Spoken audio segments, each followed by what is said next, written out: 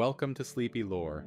Tonight we tell the story of Ragnarök, the end of the world as the Norse people imagined it, and the beginning that came after, a myth of endings that are also beginnings, of a darkness that does not last, and of the quiet that follows even the loudest things. Allow yourself to settle in, breathe slowly, and let the story carry you. Every world has a story of its ending. The Norse story of the end is called Ragnarök, a word that means roughly the fate of the gods or the twilight of the gods, or simply the doom that was always coming. It is not a story of punishment. It is not a story of failure. It is a story of completion, of a world that had run its course, that had reached the end of what it was, and that needed to become something else. The Norse people who told this story did not tell it as a warning. They told it as a fact. They knew the end was coming the way you know winter is coming. Not because you have failed to prevent it, but because that is what the year does. It turns. Everything turns. The season that seems permanent never is. The dark that seems like it will last forever is always, somewhere in its depths, already preparing to end. The gods of Asgard knew this.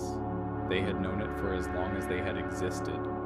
Odin had seen it in the well of wisdom, when he gave his eye for a single drink of understanding. He had seen it carved into the roots of Yggdrasil, the world tree, written in patterns that only the very old and the very still could read. He did not share what he had seen, not fully, not to everyone, but he spent his long reign preparing for it in everything he did, quietly, without drama, the way someone who knows a storm is coming makes sure the windows are shut and the wood is stacked before going to sleep.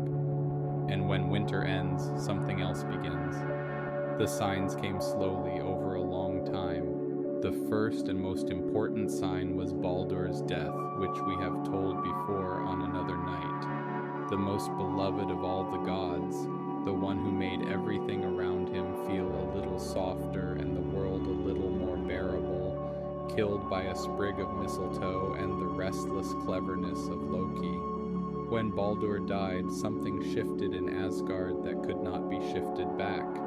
A light went out. The gods felt it without fully naming it, a sense that something had been lost that was not simply one person, but something the world had depended on, the way a room depends on its warmth, and only understands this when the warmth is gone. Loki was bound after Baldur's death, chained beneath the earth, deep in a cave where no light came, with a serpent fixed above him to drip venom onto his face forever, or until the end of things. The gods who bound him there had believed it would be forever. They had not quite understood that forever and the end of things are the same length of time. The second sign was the behavior of Loki's children.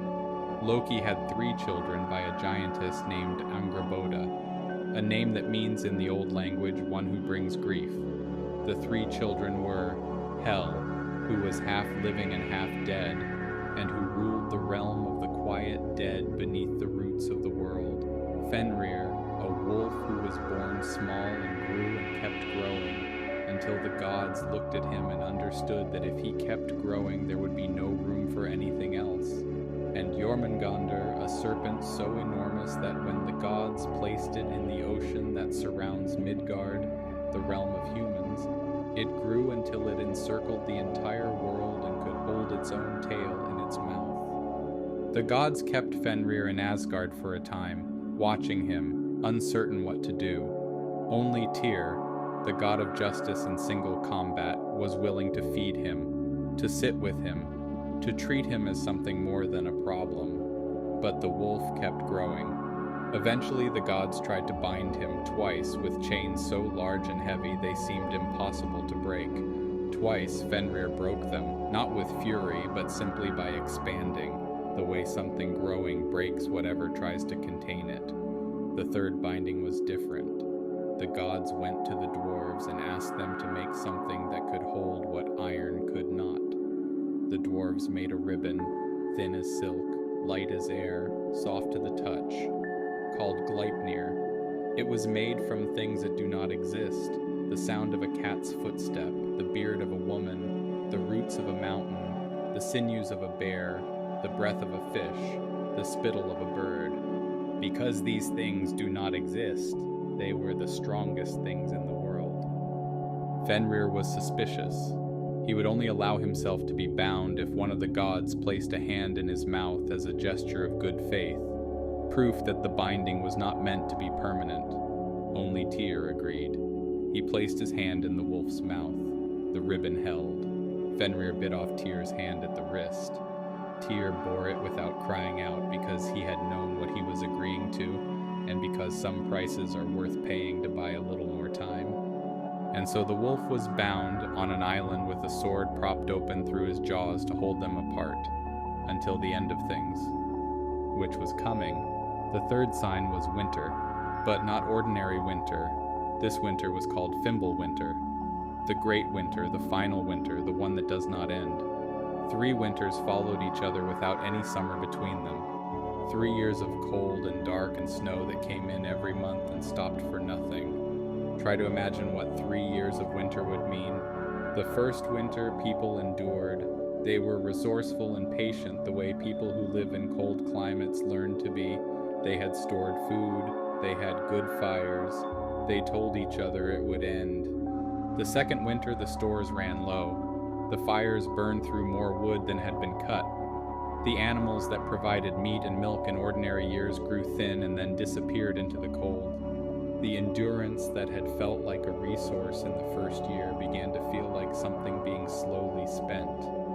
By the third winter, something else was happening, something the cold had gotten inside and begun to work on. The bonds that hold communities together, the habits of trust and patience and mutual aid that ordinary life builds and maintains, these began to fail.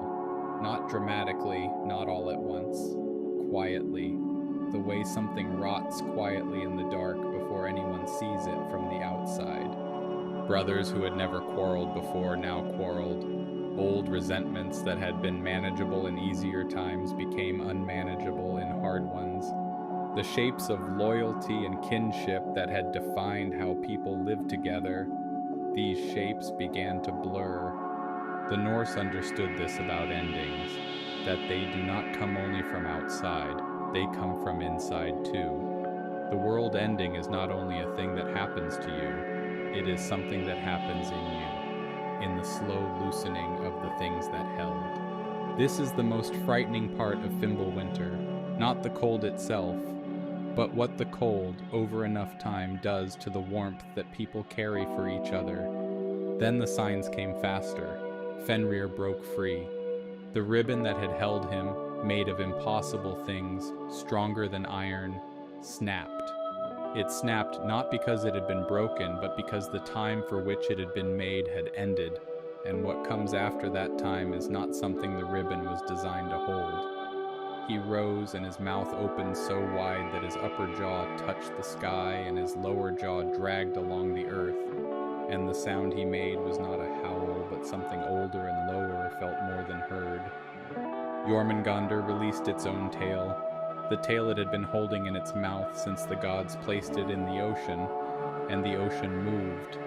When something the size of a world-encircling serpent shifts its body, the seas do not simply rise. They move differently, in directions they do not ordinarily move, in ways the shorelines of the world were not made to accommodate. The flooding that followed was not water spilling over banks. It was the ocean deciding to be somewhere it had not been before. From the realm beneath the earth, Loki's chains broke. He rose through the stone and the dark and the cold, and his face, which had been clever and restless and difficult and sometimes beautiful, had become something else. Something that had decided in the long darkness exactly what it was. He sailed the ship Naglfar toward Asgard, a vessel made from the nails of the uncounted dead, enormous and pale, crewed by armies that had been waiting in the quiet realms for exactly this. From the south, Surtur came, the fire giant who had existed since before the world was made. who had stood at the border of fire and ice while the world was being shaped from those two elements, who had been patient for longer than patience is ordinarily asked to be. He came now, carrying his sword of flame that was brighter than the sun, and hotter than anything the world had seen outside of its own beginning. The Bifrost, the great rainbow bridge that arched between Asgard and the other realms, that Heimdall had guarded since before memory, shattered under what was crossing it. The colors fell apart. The bridge that had held the realms together through every previous crisis could not hold this one. And Heimdall, who had stood at the edge of Asgard for as long as anyone could remember, watching, listening with ears that could hear grass grow and wool form on sheep, watching with eyes that could see across all 9 worlds and into the dark between them, raised his horn Gjallarhorn to his lips. One long note, across all 9 worlds and into every corner of every realm, a sound that every being who heard it understood immediately and completely. It is time. The thing that was always coming is here. In Valhalla the doors opened. The Einherjar, the warriors who had died in battle and been brought to Odin's hall, who had been fighting and feasting and dying and waking again for centuries, who had wondered sometimes in the long feast nights what exactly they were being prepared for, understood at last what they had been prepared for. They armed themselves. They had been doing this in practice for longer than most civilizations last. They were ready in the way that only those who have done the same thing 10,000 times are ready. Odin led them out. He rode Sleipnir, his 8-legged horse, who moved across any terrain and through any obstacle as though it were open road. He carried his spear Gungnir, which had been thrown over the heads of the first enemies in the first battle of the world, the battle between the Aesir and the Vanir, establishing the right of the gods to wage war. He wore his armor and his hat and the expression of a being who has known something for a very long time and is no longer waiting for it. He faced Fenrir. He fought as he had always fought, with everything he had, and with the understanding that having everything and it being enough are not always the same thing. The wolf swallowed him. The Allfather, who had sacrificed his eye and hung on the world tree and built Valhalla and collected the wise dead for centuries, was swallowed by the creature that had been waiting since before memory to do exactly that. His son Vidar stepped forward. Vidar was the silent god. He did not appear in many stories. He had no great deeds recorded before this moment. What he had was a shoe, built over an age from all the leather scraps trimmed from shoes by humans across all of time. And he had this moment. He placed his specially shod foot on the wolf's lower jaw, seized the upper jaw with both hands, and tore the wolf apart. The wolf that had ended the Allfather was ended. Thor faced Jörmungandr, the serpent he had fought before in other stories under other circumstances without resolution. Ragnarök resolves what other times leave open. He struck the serpent with Mjolnir, his hammer that had never missed and had never failed to return to his hand. The serpent died, and Thor, who had breathed in the venom that the dying serpent breathed out, walked 9 steps and fell. 9 steps, the number of completion, the number of transformation. He did not fall after 8. He did not fall after 10. Exactly 9, and then the ground. Freyr fought Surtur without his sword, the sword he had given away in another life in a happier time, because love had seemed like a reason to give away even the thing you could not afford to lose.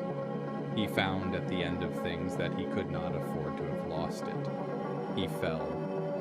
Tyr and the great hound Garm, the hound who guards the entrance to Hel's realm, killed each other.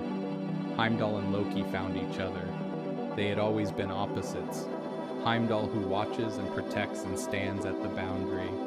Loki who moves and changes and crosses every boundary that exists.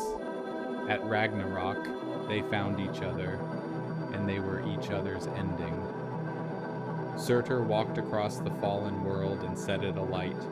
The flame of his sword spread to everything, to the surviving halls of Asgard, to the great plain where the battle had been fought, to the world tree Yggdrasil itself, whose branches held the 9 realms. One by one the realms went dark.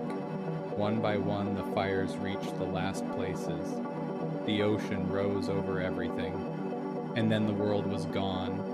But then, this is the part that is easy to miss because the burning and the falling are so loud, and because the darkness that follows is so complete that it is difficult to imagine anything coming after it. The Norse who told this story knew that. They knew how the darkness feels when it is total, when there is no light anywhere, no sound, no movement, nothing to confirm that time is still passing. They told the rest of the story anyway. The earth rises from the sea, not rebuilt, not restored, new, unburned, green in a way that nothing has ever been green before, because nothing that grows there has ever grown before in soil that has never been touched. The fields emerge from the retreating water, and the grass comes immediately without being planted, the way the world works when it is beginning and does not yet need human effort to coax it into existence. The sky, which had been filled with fire and smoke and the falling of the Bifrost, clears. The surviving gods find each other. There are not many. Some had been too young to fight at Ragnarök. Some had survived by means the stories do not explain. Among them, Vidar, who had avenged his father, Vali, another of Odin's sons, Thor's sons Modi and Magni, who between them carry their father's hammer into the new world, Fenrir, who had once been traded between the Aesir and the Vanir as a hostage of peace, and who now walked in the new morning without that old weight, and Baldur, who had died before the battle, who had waited in the quiet halls of hell through all of Fimbulwinter and all of Ragnarök, through the long cold and the long war and the long dark, and now walked back into the world of the living.